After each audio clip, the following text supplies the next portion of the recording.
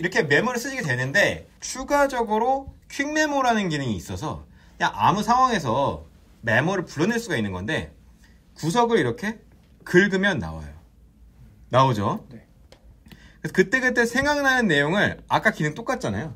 바로 이렇게 쓰시면 되는데 재밌는 부분은 이런 메모, 퀵 메모나 일반 메모를 쓰실 때 예를 들어서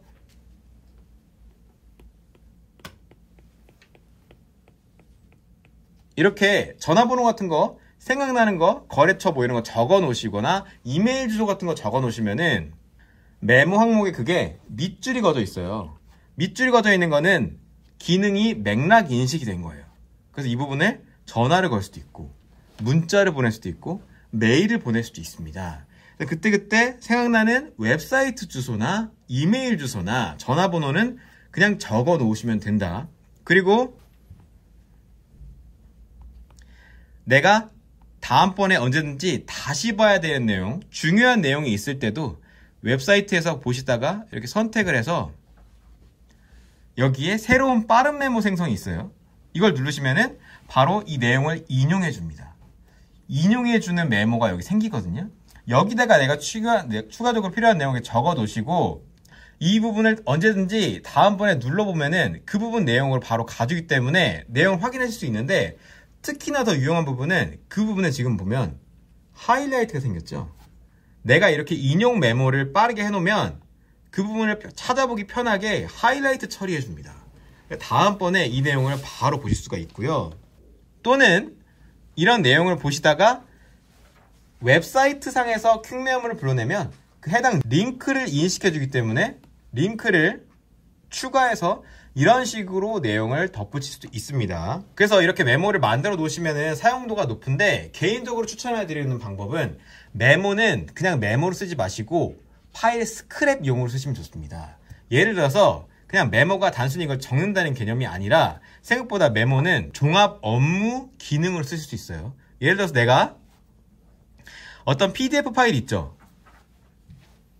내가 어떤 PDF 파일이 있어서 다시 봐야 돼요. 그런 경우에도 그냥 무조건 메모를 띄우세요.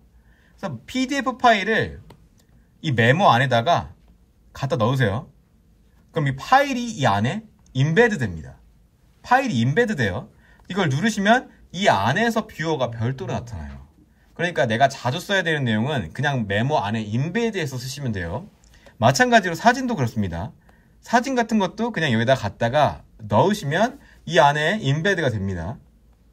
요거를 이렇게 한번 누르시면 내용을 볼 수가 있기 때문에 편하게 쓸 수 있고 또한 꾹 누르고 있으면 작게 볼 수 있어요.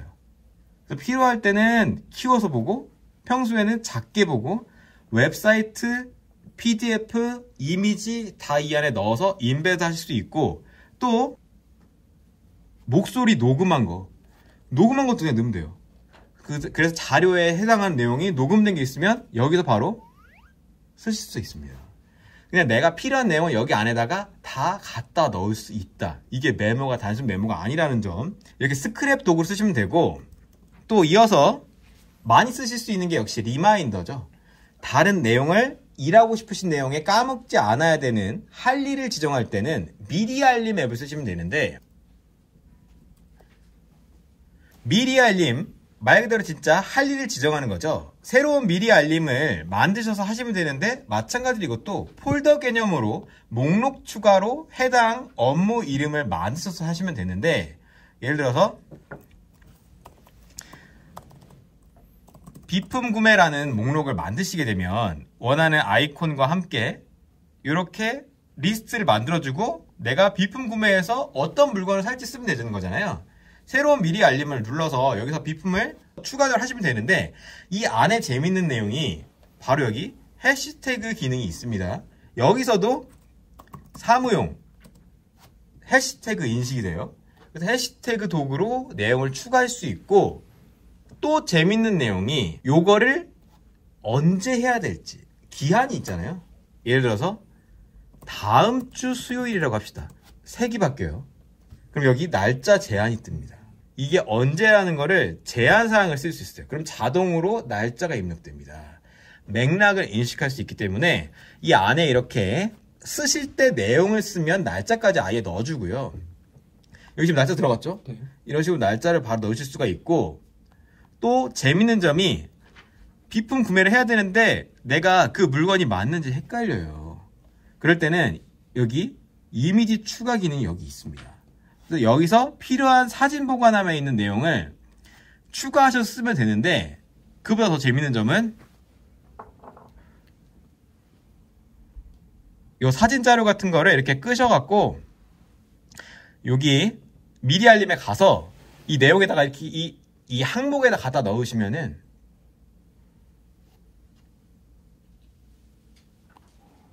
이미지가 들어갔죠.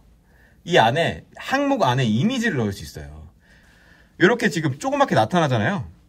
내용을 바로바로 이 아래에서 확인할 수가 있어요. 이렇게 드래그 앤 드롭으로 자료를 추가할 수가 있고, 마찬가지로 이 내용도 저 이렇게 공유했잖아요. 네. 이 리스트를 다른 분과 공유하시면 편한데, 이걸 공유하면 되게 재밌는 기능이 있는 게, 예를 들어서 목록 공유를 이렇게 눌러서 똑같이 다른 팀원에게 메시지를 보내거나 링크 공유를 해서 이렇게 보내준 경우에 공유 초대를 수락하게 되면은 이렇게 똑같이 그 리스트를 쓸 수가 있는데, 이게 되게 재밌는 부분이 있습니다. 이렇게 누구와 공유됐다는 내용이 이제 나오거든요. 근데 업무에 따라서 서로 할당되는 일들이 다를 수 있잖아요. 그럴 때 사람을 지정해서 할당할 수 있습니다.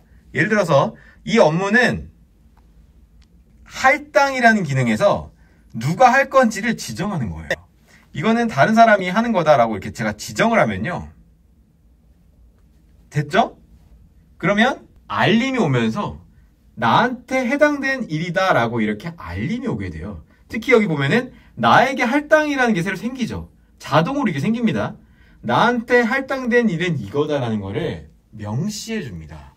그래서 누가 해야 된다는 부분을 아예 기능적으로 나눠볼 수 있다. 내 할 일, 네 할 일 이렇게 할 수 있다는 점이고, 마찬가지로 이것도 목록 추가하실 때 스마트 목록으로 만드시면은 해시태그로 추가할 수 있기 때문에 메모 앱에서 쓰시는 스타일도 이렇게 적용해 보실 수가 있다는 점.